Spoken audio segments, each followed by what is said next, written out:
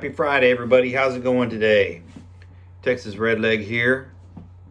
Wanted to do a video this afternoon since it's coming into a weekend here and piggybacking on the unfortunate news and further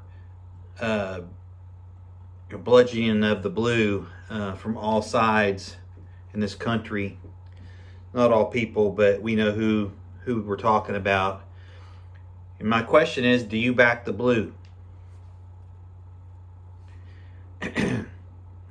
Because here's the thing. Cops in these big cities that are pure, unadulterated shitholes are leaving in droves.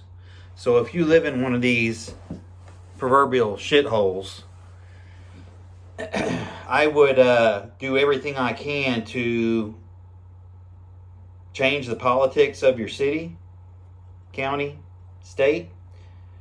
I would encourage those in law enforcement that you know or that you come in contact with that we appreciate them and we want them around and we need them. And they need us too. But they're leaving in droves. So if you live in one of these areas that is affected by this type of negative activity and rhetoric towards policing, you might want to reconsider your options to evacuate to a safer locale that does appreciate law enforcement. And if you look at the politics of it, if you choose to go there, these towns where all this chaos and brutality is happening at the hands of anti-policers are all run by the left. I'll take one in my state, two in my state, actually three in my state. Houston, Austin, Dallas. All ran by the left. All pure hell. Especially Houston. So be prepared for longer response times. Be prepared for some calls just not being answered. And so that leaves you on your own. Now, I realize not everybody voted for these maniacs that are currently, running the show in these left-leaning shitholes. But you still got a decision to make. So are you prepared to endure the chaos with no law enforcement help? That's a question you got to ask yourself and then be honest with yourself and answer it directly. Are you prepared to endure the chaos with no help from law enforcement or very slow help?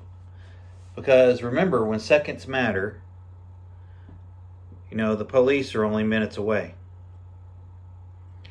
And another hot topic item with this conversation is, in a real full-blown SHTF situation, people, there is not going to be any law. Okay? Remember Katrina, New Orleans, how that whole thing fell into a, sea of pandemonium immediately. And it took them weeks to get it back under control. So are you prepared to endure a situation like that? Now everybody will say, hey, I got a gun, I can defend myself. Well, it's a little bit more than that. Especially if you're alone and you don't have any, have a spouse or a significant other or family members to assist you, or friends or neighbors that are on the same wavelength as you. You need to know where those people stand, I think. You need to feel out your neighbors. You need to know what they're about. You don't have to get, too specific and know all their blood types and this and that, but you need to know where they stand. And you can find these things out indirectly, typically.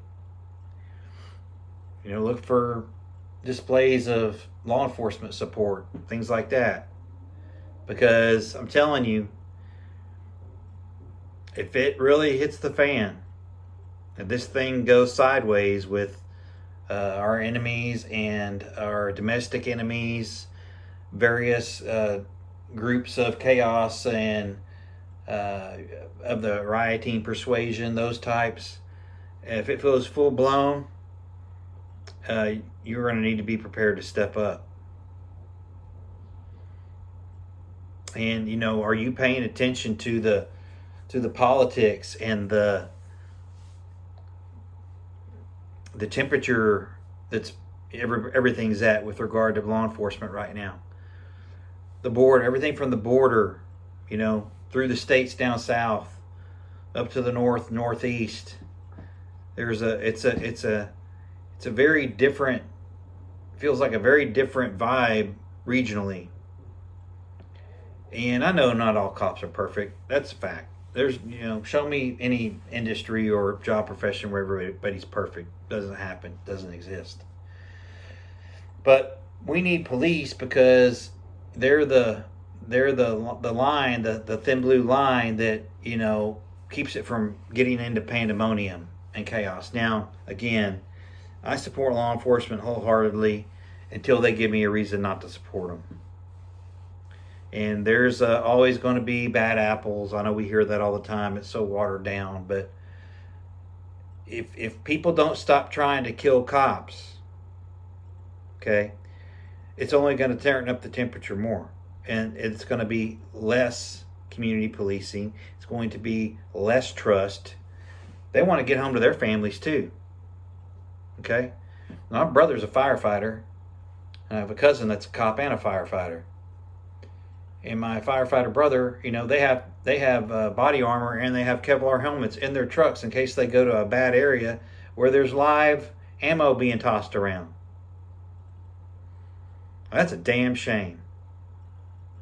But when you got fire departments that are being, you know, having to prepare themselves tactically to answer a call, that's really bad.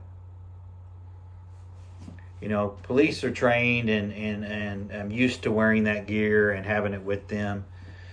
And, you know, it's just accepted, right? But firefighters, that's a different game.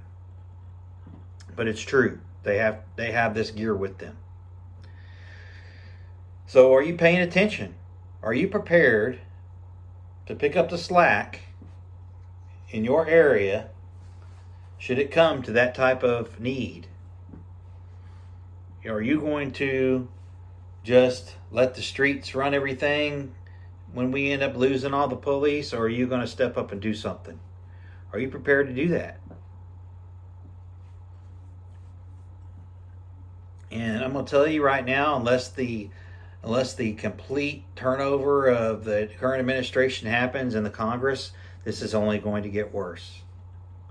These people act like they're doing the cops and firefighters and other first responders a favor by letting them be cops. I mean, it's insane. And you certainly don't want the military running the street. You know, I've been in both, and I can tell you, you'd much rather deal with police than you had military personnel. I would really implore people to back the blue, tell them you back them. Again, I know there's bad ones out there. I know there's some that shouldn't have a badge. That's true. But we need to let them know that we got their back. And they need to know that as long as they're doing the right thing and they're abiding by the Constitution and the Bill of Rights, they're not going to have any problem from us. We need to tell them that and make sure they understand that. Because they need us. They probably need us just as much as we need them. And we don't want to go into a full-blown pandemonium, you know, event in this country with no police. But having said that, you know, and who can blame them in a real SHTF situation when it's complete chaos and this and that and run amok? The police are going to be at home with their own families, taking care of them. So you need to be prepared either way, whether we run all the cops off or whether it's SHTF. You need to be prepared to secure your stuff, secure your area. If you choose to participate, you know, I don't know what else we do. But it's already becoming unlivable in some of these urban areas with the smash and grabs and constant theft in broad daylight. It's just, to me, bizarre. And why people choose to live in those environments after they see it repetitively, nonstop, with no end in sight, I don't know how people stay in those situations. I would strongly consider relocating if I were one of you living in that type of situation. But anyway, I don't want to have a really long video today. I just wanted to make sure that everybody was thinking about this. You know, there's a lot of ego and hyperbole out there. People, I hate the cops and this and that. But, that might be the case. That may be the way you feel now. But it's kind of like lawyers. Nobody likes a cop till they need one. So we have to be prepared. If you're going to be... if you're okay with losing all the police, you need to be prepared to step up, because your area is going to go to shit real quick. So everybody have a great weekend. I hope you're able to watch some videos, get some tips, and learn more and stack more preps and fill the holes and the voids that you needed to fill. And hopefully you'll have a great weekend. Hopefully the weather won't be too bad on the East Coast. They say it's going to be pretty nasty. So you folks on the East Coast, take cover. Hopefully you got done what you needed to get done. So with that, keep prepping, stack it deep, and long live the Republic.